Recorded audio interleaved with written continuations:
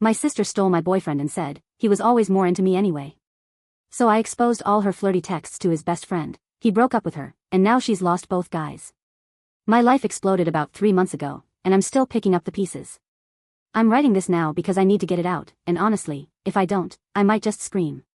I've never been one for drama, but when it's dropped on your doorstep like a ticking time bomb, what can you do?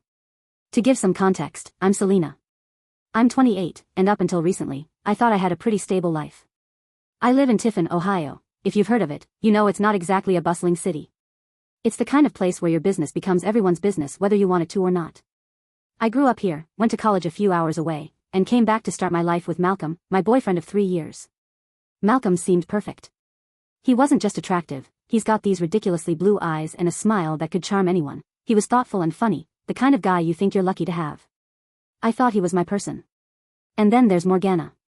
Morgana is my younger sister, 25, and if I had to describe her in one word, it'd be extra. She's the type who always needs to be noticed, always needs to be admired, and doesn't care if it's at someone else's expense. Growing up, it was little things. She'd borrow my clothes without asking or conveniently forget to pay me back after borrowing money. I let it slide because she was my sister. But what she did this time? There's no coming back from it. It started innocently enough. Malcolm and I had been planning a date night, dinner at this cozy Italian place in town we both loved. But about an hour before we were supposed to go, Malcolm texted me to say he had to cancel. Something came up at work, he said. I didn't push him, he'd been busy lately, and I didn't want to stress him out more. I figured we'd reschedule. That night, I was scrolling through Instagram when I saw her story. There was Morgana, sitting in the exact same Italian restaurant Malcolm and I were supposed to go to. At first, I thought, what a weird coincidence. Then the next video played, and there she was, laughing as my boyfriend fed her tiramisu across the table. I remember just sitting there, staring at my phone like it had slapped me in the face. My stomach dropped, my heart started racing, and my hands shook so bad I almost dropped the phone. I wanted to believe it was some kind of misunderstanding, but how could it be? They weren't just together, they looked cozy. Intimate. Like a couple. I waited until the next day to confront Malcolm. When I asked why he canceled our plans and why he was out with Morgana instead, he acted like it wasn't a big deal. He said Morgana was upset about something and needed someone to talk to, and he didn't want to tell her no. I asked him if it occurred to him that maybe I should have been there for her, or better yet, that he should have let me know what was happening. He apologized, but it felt hollow. Like he just wanted me to drop it. I wanted to believe him because I loved him, but it didn't sit right. Morgana, though? She didn't even pretend to care. When I asked her why she thought it was okay to go out with my boyfriend, she just rolled her eyes and said, he was always more into me anyway. I wish I could say I handled that moment with grace, but I didn't. I screamed at her, called her every name in the book, and told her to stay away from both of us. She just laughed and walked away. Like I was the crazy one. That should have been the end of it, but it wasn't. Over the next few weeks, I noticed Malcolm pulling away. He wasn't texting me as much, wasn't as affectionate, and always seemed distracted. I tried to tell myself it was work or stress, but deep down, I knew. Something was going on. Then came the breaking point. Morgana had left her phone on the kitchen counter while she went out for coffee. It buzzed with a notification, and before I could stop myself, I glanced at it. It was a text from Malcolm. It said, "Can't wait to see you later, Redheart." My heart felt like it had been ripped out of my chest. I unlocked her phone, her password was her cat's name, real original, and opened their text thread. What I found confirmed everything I'd feared. They weren't just flirting, they were planning to see each other behind my back. There were messages about how fun it was sneaking around and even jokes about how clueless I was. But it got worse. Morgana had a group chat with her friends, and she'd been bragging about stealing Malcolm from me. She called me boring and said I wasn't fun enough to keep him interested. She joked about how easy it was to win him over, and how I should thank her for taking him off my hands. I didn't cry. I didn't scream. I just felt this cold, calculated rage settle over me. I wasn't going to let her get away with it. And Malcolm? He wasn't off the hook either. I started taking screenshots of everything. Their texts, her group chat messages, the whole mess. I sent them to myself and saved them in a folder on my computer. I didn't know what I was going to do yet, but I knew I'd figure it out. That night, I called Malcolm out. I showed him the screenshots and asked if he had anything to say for himself. At first, he tried to deny it, but when he realized I had the receipts, he just sat there in silence. Finally, he muttered something about how he didn't mean for it to happen and it was a mistake. A mistake? A mistake is forgetting to pick up milk on the way home. Cheating on me with my sister? That's not a mistake, that's a choice. A series of choices, actually. I kicked him out that night, and I haven't seen him since. But I wasn't done yet. Morgana was going to feel the consequences, too. After Malcolm left, I sat down and thought about what to do next. I knew kicking him out wasn't enough, and Morgana definitely wasn't getting off the hook. She had crossed the line one too many times, and it was time she learned that actions have consequences. I didn't want to just yell at her again. She'd shrug it off, laugh, and probably post some passive-aggressive Instagram story about how I was so dramatic. No, this had to be bigger, something she couldn't ignore or twist to make herself the victim. And then it hit me, Morgana's world revolved around how people saw her.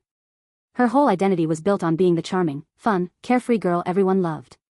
What if people saw the real Morgana instead? I spent the next few days gathering everything I needed. I had the screenshots of her flirty messages with Malcolm, the nasty comments she made about me in her group chat, and even a few other gems, like when she bragged about getting out of paying her rent by flirting with her landlord. It wasn't just about what she did to me anymore. I wanted everyone to see how toxic she really was. But I wasn't going to just dump everything online. That felt too impersonal, and besides, Morgana thrives on online drama. She'd just spin it into some sob story to get sympathy. I needed to hit her where it really hurt, her social circle. Tiffin is a small town, and Morgana had a reputation for being the life of every party. She was always hosting wine nights, throwing little get-togethers, and making herself the center of attention. So, I decided to use one of her own events against her. Morgana had been planning a girls' night at her apartment. She'd invited all her friends, some of the same ones from the group chat where she trashed me. I managed to get my hands on the guest list from one of her friends, let's call her Rachel. She's one of the few people who actually likes me more than Morgana. Rachel didn't know the full story, but when I told her Morgana had been messing around with my boyfriend, she was furious and more than willing to help. The night of the party, I showed up uninvited. I could see the shock on Morgana's face the moment she opened the door.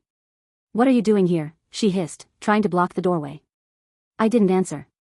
I just smiled, walked past her, and made my way to the living room where all her friends were gathered. I could feel everyone's eyes on me as I pulled out my phone.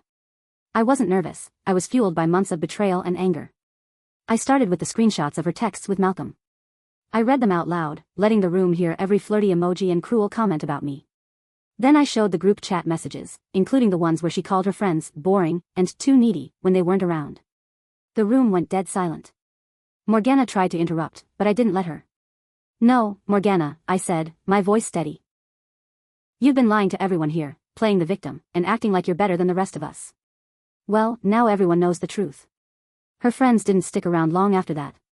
One by one, they left, throwing her dirty looks or muttering something under their breath. Rachel was the last to go, and she gave me a small nod before walking out the door. Morgana just stood there, staring at me like I'd ruined her life. "You're a psycho," she spat, her face red with rage. "Maybe," I said, shrugging. "But at least I'm not a backstabber." Word spread fast after that night. Morgana's social life crumbled almost instantly. People stopped inviting her to things, her friends started distancing themselves, and even her coworkers seemed to look at her differently. She tried to do damage control, of course, but it didn't work. The evidence was too damning, and people were sick of her lies. As for Malcolm, he tried reaching out to me a few times, saying he wanted to talk and fix things. I ignored him.